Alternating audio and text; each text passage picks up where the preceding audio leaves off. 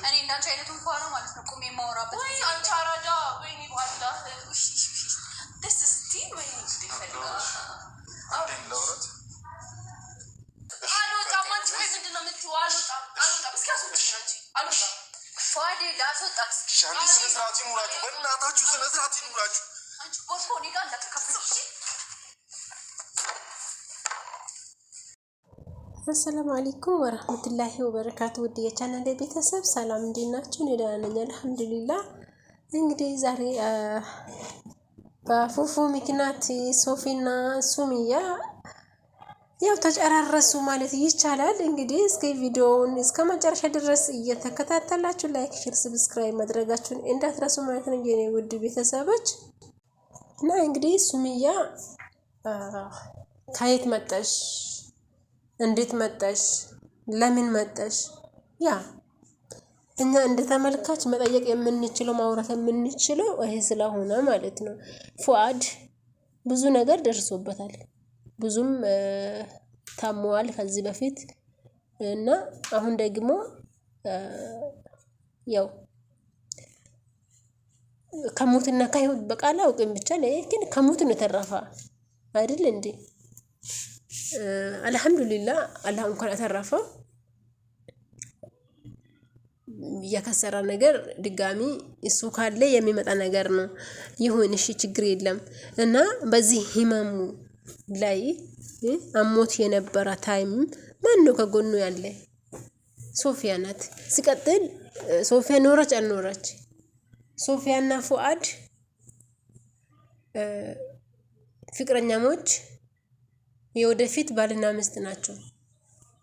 ለምንድን ነው የሰውን ህይወት እየመጣችሁ የምትበጠብጡት? ቆይ አላማችሁ ምንድን ነው? ሱሚያ እስከዛሬ ድረስ የት ነበርሽ? አንቺ ጠፍተሻል። ፉአድ ያለበት ሁኔታ ምን እየሆነ ነው? ምን ሆኗል? ታሟል? ማን እያየው ነው? ማን እያንከባከበው ነው? እና ማን እያስታመመው ነው? ምንም የምታውቅነት ታሪክ የለም።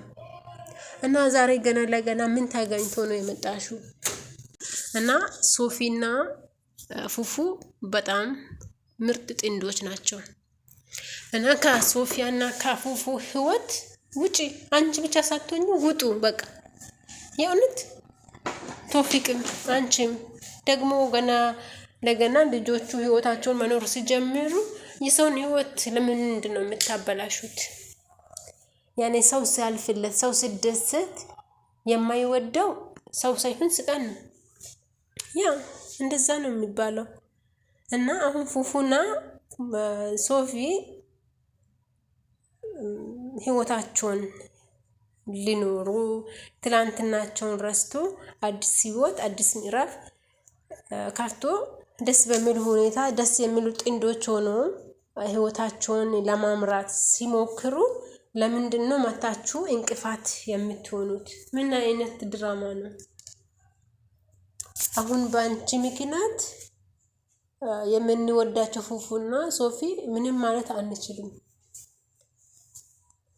እና የምትወጂው ከሆነ ከምር የምታፈቅሪው ከሆነ ለምር ለሱ ቦታ ካለሽ እስከዛሬ ድረስ ለምን ጠፋሽ?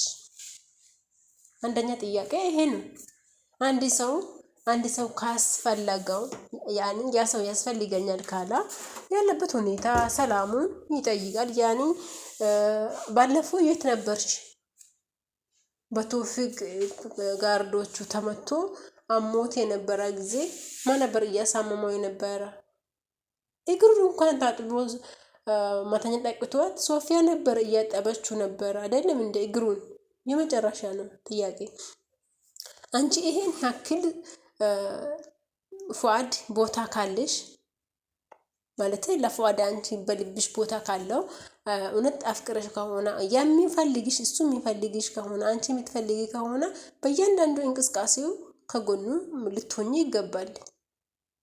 እና ዛሬ ገና ለገና ከሶፊያ ጋር ሆና ብለሽ መጥተሽ ደግሞ ሼም ስርስ ሼም ነው በጣም ማለት አላውቅም። አንዳንድ ጊዜ እያሰባችሁ አሁን አንቺም ብትሆኚ ሶፊ ተናዳብሽ ነው። ኤኒዌይስ አንቺ የምትሳደቢ ስድቦች አይደብርሽም? ሴት ልጅ ነሽ፣ ሰከን በይ። ሲቀጥል አስብሽ አውሪ። ሚዲያ የሚወጣ ነገር በአንድ ልጅ ዙሪያ ላይ ተነስተሽ እንደዚህ ነሽ እንደዛ ነሽ ኖ አይሆንም።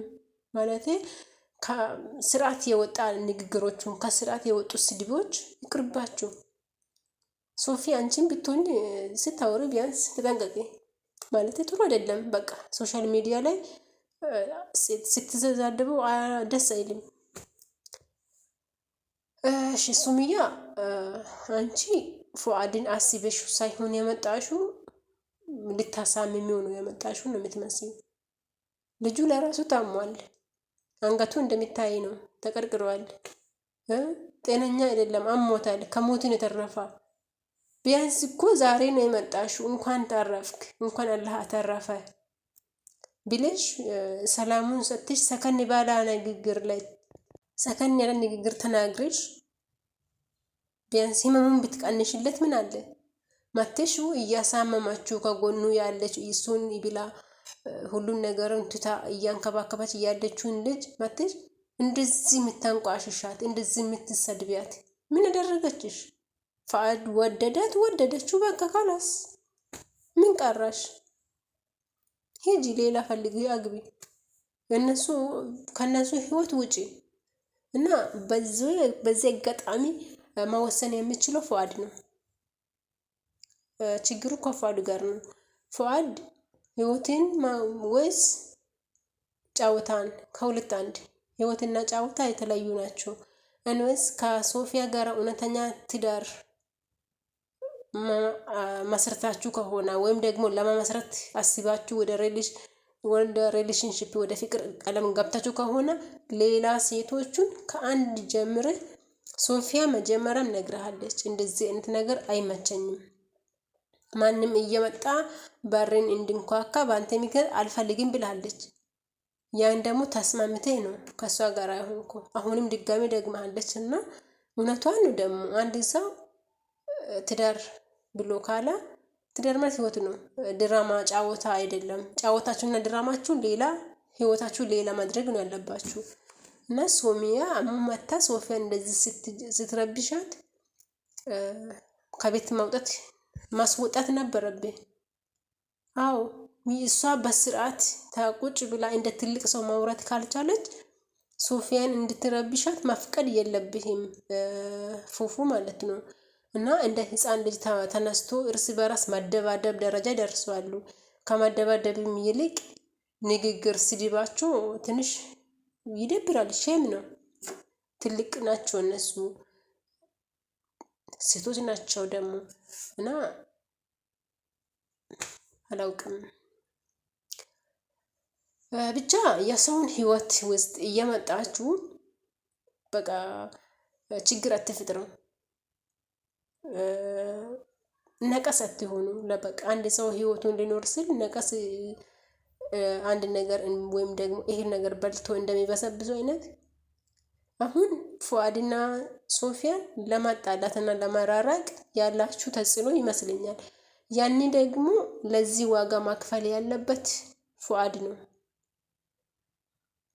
አዎ ምክንያቱም ህይወትን እውነት ከሶፊያ ጋር መቀጠል የምትፈልግ ከሆነ ሶስተኛ አራተኛ አካል በአንድ ሁለት እያላ ወደ ትዳራችሁ ወይም ደግሞ ወደ ፍቅራችሁ ሲገባ በቆሎ ውስጥ ነቀስ እንደገባ አስቡ። ቀስ በቀስ ፍቅራችሁ ይበተናል። ስለዚህ ይሄን ነገር ማስተካከል አለብኝ ፉአድ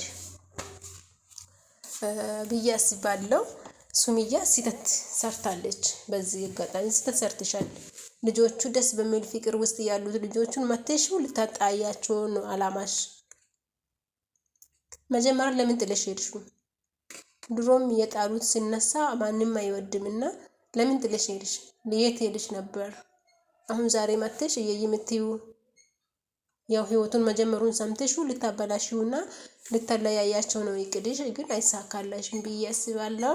እና ውድ የሶፊና የፉፉ አድናቂዎች ላይክ፣ ሼር፣ ሰብስክራይብ ማድረጋቸውን እንዳትረሱ።